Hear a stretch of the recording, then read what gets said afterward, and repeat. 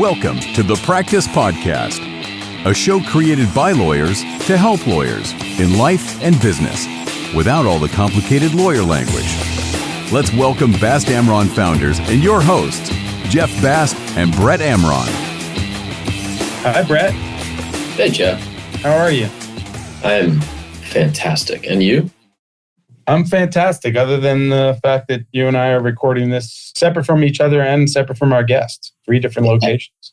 I'd say 4 different locations. I mean, neither one of us are in the office. We've got Nelson there, and then we've got our guest at another location. So we're expanding our platform. Absence makes the heart grow fonder. Anyway, all right, let's get to our special guest. Our guest today is Janet Falk, PhD. Janet is a communications professional with more than 30 years of experience in-house and at public relations agencies. As the chief strategist at Falk Communications and Research, Janet advises attorneys at small law firms on media relationships and marketing communications to help them attract new clients, remain top of mind, keep in touch with referral sources, tons of benefits. Janet leads workshops on these topics, and she advises on media relations, websites, LinkedIn, newsletters, among other areas. She's published articles on media relations and marketing in the New York Law Journal, the New Jersey Law Journal, and Marketing the Law Firm.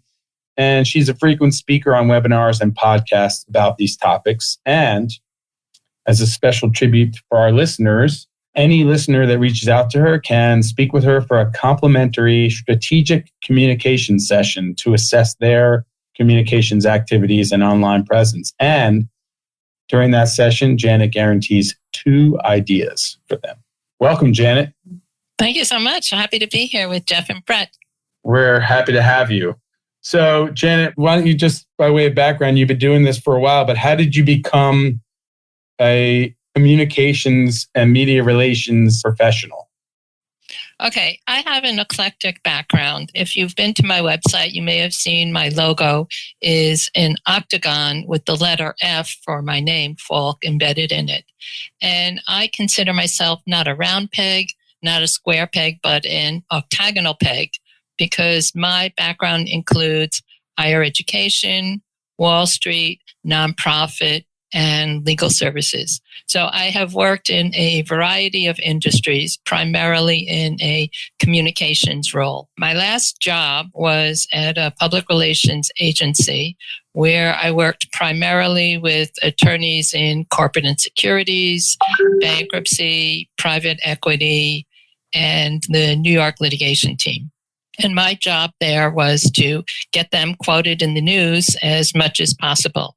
So when that ended in December of 2008 with the financial crisis, I hung up my single shingle and started working with attorneys who have a solo practice or a small firm. It's work that I enjoy because I help my clients to identify who it is that has a need for their services and where is that party looking for information. And how can we put my client and their service in front of that person who may need them desperately, but doesn't know exactly what the problem is and how this client of mine can be a solution to their problem. So I hope that begins to answer the question. And then you ultimately formed your own firm, right? Your own company? Correct. In the public relations field, it's not unusual for restructuring or client cutting the budget or losing the client. And so there have been a few hiccups from time to time. And when that happened, I would tread water by having my own practice until, as I said, with the financial crisis in 2008, it became clear that it was going to be very difficult to get my next position. So I set up my own firm. And I have fun every day working with clients, primarily the attorneys, but, some other business owners and consultants as well. So I just want to dive into that for a second, Janet, because that is, you sort of talked about it very quickly, and Jeff and I kind of do as well from our transition from working for someone to then opening up your own business and becoming an entrepreneur and a business owner. Walk us through that a little bit. I mean, that decision, that's a big decision to do that because of the perceived safety net of working for somebody in that paycheck. And so what went through your head about why I know I may have a hard time getting a job, but I'm not going to do that. I'm going to take the quote unquote easier path and open up my own business and start there. Actually, Brett, it wasn't that kind of decision at all. I am a make lemonade out of lemons kind of person. And I saw that there was no hiring going on. There was a lot of layoffs going on. So it was time for me to, once again, hang up my single shingle and tread water for the foreseeable future. In this case, starting in 2009 with a few gray hairs and people wanting to elevate social media activity to my perception to a greater degree than was necessary, meant that I was not the most viable candidate. In any large organization, there's people at the top, people in the middle, and people at the bottom. Well, people at the top manage the people at the bottom, and the people in the middle become expendable because they are expensive. And so the decision was simply to move forward and, continue making lemonade out of lemons. Fantastic. So, Janet, you work with a lot of lawyers, small firms, big firms, solo practitioners. How do we communicate to lawyers that they need your expertise? So, what's the tool that they need to attract new clients and remain top of mind? There's a couple of things that people can do. One thing that I often say is, I find attorneys are of a competitive nature. And, you are negotiators and litigators on your part. And from time to time, I'm sure you've noticed that some other attorney with a similar practice is getting more business or is being quoted in the news. And, when that happens, and I know you have a colleague who's very actively quoted in the news on ethical issues, when that happens, you think, why are they talking to that attorney and not me? I know everything about that subject and I'm much better looking. So the answer is reporters call the people they know. They don't call an attorney that they've never heard of. Because why would a reporter call you, Jeff or Brett, out of the blue if they don't know who you are and what you have to say about a subject? And more important, why anyone should care about what it is that you have to say. And so I speak often on the subject of how to professionally introduce yourself to reporters so that you, and not your colleague down the hall or your competitor at another firm, so that you will be the one that the reporter will think of to talk about a specific issue. Now, it may be that you're offering commentary on your own case that you've recently filed in court. It may be that you're offering commentary on a situation that's in the news that everyone is following closely. Or it may be that you're raising the flag and saying, this is a new regulation, this is a new law, this is a situation that people are not paying attention to. And so they should be focusing on this. And if people only knew what Jeff knows or what Brett knows about a certain situation, then they would save time, save money, and make more money. Because in my view, that's a lot of what attorneys do. They keep their clients out of trouble. They have their clients back. And so when a company is in compliance, then they don't have to worry about a lawsuit or a fine because they are following the rules. And so you help them to save time and save money by keeping them out of jeopardy. And then they can focus on running their business and they can make more money. So one area that I consider important is how you can professionally introduce yourself to a reporter so that you and not anybody else is going to be the one that the reporter calls because they need insight on a particular issue or on a particular story or a particular law that's new to the marketplace. So that's one thing. But there are other things that you physically control in terms of your digital presence that you can be monitoring as well. You have your website, you have your LinkedIn profile, you have your activity on social media, you have articles that you might publish not only in legal publications, but also in the industry publications that your clients are going to be reading. And you can also be active in the trade association of the industry that your clients are participating in. You can also be, doing more outreach to your referral sources with your networking activities. You can be speaking at events, at conferences, or you can be speaking to the local chamber of commerce or an incubator where there's going to be growing businesses that are going to need your resources. So there's a lot of activities that I see that attorneys can be pursuing in order to raise their profile to potential referral sources, to potential clients, to be top of mind with their lapsed clients so that they will come back to them because they need advice based on what they have learned from this valuable insight that you have shared, whether in your newsletter or in an article or in a news story and so on. That's great stuff. I think a lot of lawyers just got you right there, that little secret sauce. So one of the things I think a lot of lawyers encounter, at least from my perspective, is they get a call. When they do get that call from the reporter, they are not prepared. Those who don't have the benefit of working with you, they get a call from the reporter about a case, and then we read about it in the newspaper the next day, and that the lawyer just says no comment. What's your view on that? Is that the right approach, the wrong approach? Well, let's think about it from the perspective of you have to be an advocate for your client and what is in the best interest of your client. And many people, when they see a spokesperson for the company was not available for comment, think the worst. Think, oh yeah, they don't want to talk to the press because they did it, whatever it was that they did. What I recommend to my clients is the following.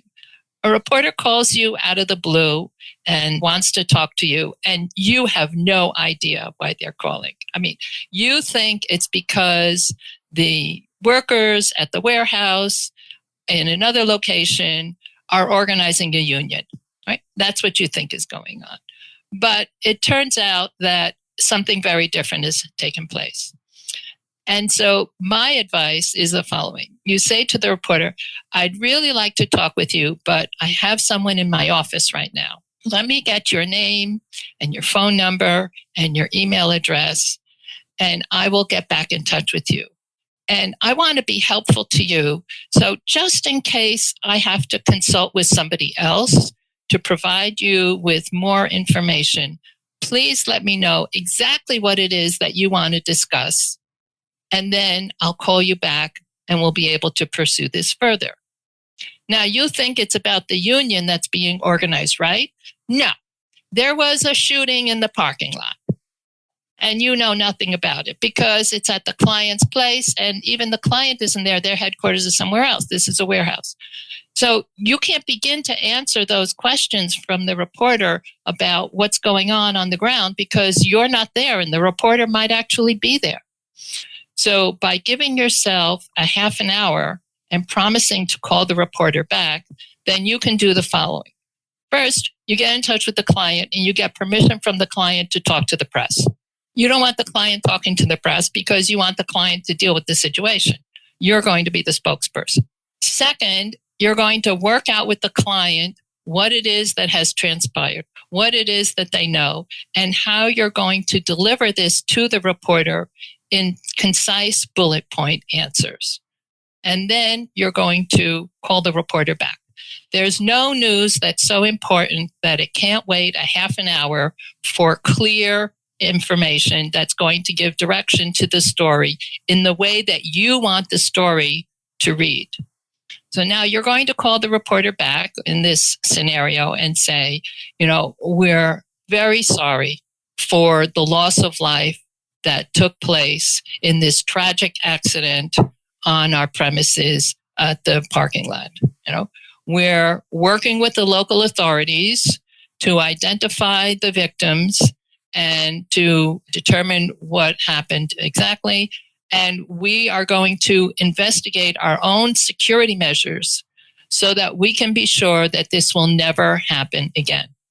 Now, in this case, we're going to invoke what I call the 3 R's, which are regret, we're very sorry that this happened, Recompense, if someone died and they were a worker at the company, we're going to set up a scholarship fund so that their children will have a future and will be able to go to college. And then reform. We're going to investigate our procedures and make sure that this never, ever, ever happens again. Now you can see that calling back in a half an hour, when you have more information from someone who's on the ground, you've gotten permission from the client to talk to the press, and you're making yourself available to the reporter, is going to turn out very differently than if you said, I'm not available for comment. And I would point out also that when something like this happens, what do you think takes place in that half an hour between when the reporter called you and you're consulting with the client about how you're going to handle the situation? Do you think the reporter is waiting by the phone for you to call them back? No. No, they're going to call somebody else. They're going to call a nosy neighbor. They're going to call a disgruntled employee. They're going to call an unhappy vendor. I mean, there's plenty of other people that the reporter is going to be able to get in touch with, and they are going to shape the story, not you. So when I counsel my clients is get them reporter's contact information, say you're going to call back in a half an hour, consult with the client, get permission from the client, figure out what you're going to say, and then call the reporter back so that you can then convey your facts, what you know, that you're cooperating with the local authorities, if that comes into the situation, and continue to be in touch with the reporter to convey the information. Saying no comment is not helpful to your client and is going to mean that other people, the nosy neighbor, the unhappy vendor, the disgruntled employee, they're going to shape the story, which will not be to your benefit.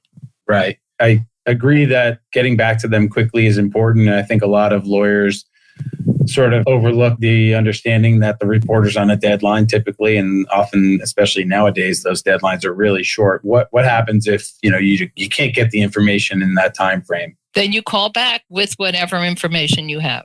You don't leave the reporter hanging, because that means that they're going to find somebody else for comment, and that's not going to be helpful to your client. Yeah, and I would imagine, Janet, and let us know that if you call back with any information with a promise to continue to investigate and follow up, maybe that satisfies, at least for the time being, in the initial piece, the issue of being silent or no comment. Exactly, because this is not a one-day story. There's going to be some follow-up. There's going to be a second-day story. It could go on for, quite some time. But if you're not in the initial story, then you're not going to be in the follow-up story either. Now, there's another tactic that some people take, and it doesn't always apply, but it sometimes applies, and that is to persuade the reporter that there's really no story here. And that's not always so easy to do, right? Because, that also takes the information, doesn't it? I mean, you're not just going to pick up the phone, call the reporter and say, there's no story here. And they're going to say, oh, okay. and then let it go, right? Right. I mean, but, if you have a case where someone's filing about sexual harassment or wrongful treatment in some manner, then you can say, this is a specious lawsuit. There really is no foundation for this, and try and turn down the volume. Janet, how does a lawyer know when they should hire you? Because I don't think a lot of lawyers have a clear understanding of when it is they should hire, a PR and communications firm. I think a lot of them will just want to start working with you when they're in the midst of this issue. Is it too late at that point? They're in the midst of a high-profile case. Hey, maybe I should get a PR consultant to work with. Well, being in the middle makes it a little difficult because you're playing catch up, as you might expect. So what I suggest is if you're going to file a case, then media strategy should be a part of your litigation strategy. So it's a good idea in a preparatory mode when you have a near final version of the complaint to talk with a public relations professional and see, is this truly newsworthy? That's the first question. And then what is it that we can do to attract attention to this case and say, this is a terrible wrong that has been done in this situation. We're going to rectify the situation. That's why we're bringing this lawsuit, and so on. So it's better to be prepared ahead of time and to think that media strategy is part of your litigation strategy. On the other hand, if it's something that's more bread and butter and everyday, and you've opened a new office, or you're adding a practice area, or there's a law that's been passed or that's in the hopper and is going to be passed, and you think that people should be more aware of it, then yes, you can be doing it, in anticipation of that, so that people will think, aha, this attorney has their finger on the pulse of what's happening. They're opening a new office. This is more convenient for me. Or this is a new partner. I could use someone who understands this aspect of the law or this area of my business. Or I was not aware that this regulation was going to affect my community or my business. And, I should get in touch with that person. So those are all potential triggers for how you want to announce and enhance your presence, your public presence, whether in print or digital presence. Now, on the marketing side, I would imagine that, at least I know for me and from what I see from a lot of professionals, lawyers and other professionals, it is hard to get their mindset that marketing is a long-term play. And so talk about that. I mean, it is not, hey, I'm going to go write an article or I'm going to speak and all of a sudden all this work is going to come, one time, or I'm going to go to one lunch and all of a sudden all this work is going to come. So give us some tips about strategy around some of that and our listener, strategy around some of that. I agree with you, Brett, that it's not one and done, right? I mean, yes, it can happen that you do one activity and it leads to a great outcome and you get a new client or something, but it's not one and done. So if you were, say, to be quoted in a news article, right, then what would you do to further that message? You would merchandise it. You would say, this is something I'm going to put in my firm newsletter, so that more people can see it, because maybe they don't read that local publication or that industry publication. So one thing is to put it in your newsletter. Another thing is to maybe turn it into a client alert, something that more people should be thinking about this issue. And certainly that can be more expansive than what you were able to get into the news story. Maybe it's worthy of doing a video. Maybe it's worthy of getting on a podcast that's of interest to that audience and saying, this is a hot topic. I would encourage you to consider it as one of your sessions. Maybe it's worthy of organizing a panel at some professional membership organization or some industry membership organization. Maybe it's worthy of publishing a longer article in an industry or professional magazine. You can certainly promote your mention on your LinkedIn profile and your company website and your company's LinkedIn page. And I would also even consider including a link to one of these, whether it's your LinkedIn profile or your newsletter or your company website, a link to that article in your email signature. You send 100 emails a day. It is your free real estate, and hardly anyone views it as a marketing tool. So it's not one and done, as you're saying, Brett. You have to keep at it. You have to continue to merchandise whatever it is that you're doing, so that you never know when somebody is going to come across that information and is going to say, aha, this is the person who understands what it is that I need to do. And the beauty of the digital activity, meaning the news story or your newsletter or something on LinkedIn or your company website, is that it lives forever. That's the good and the bad of it.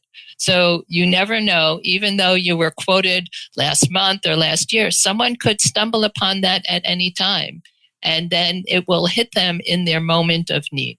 So don't consider that anything that you do, whether it's a speaking engagement or an article or an interview or a podcast, it's not one and done. You have to continue to pump it out and merchandise it. Yeah, with an overall strategy. So I agree with that. Thank you for that. Good stuff. Yeah, thank you, Janet. Thank you for sharing that. And everyone that's listening, don't forget about Janet's complimentary strategic communication session. You've gotten so many ideas just from this chat, but you're also going to get 2 ideas from that one.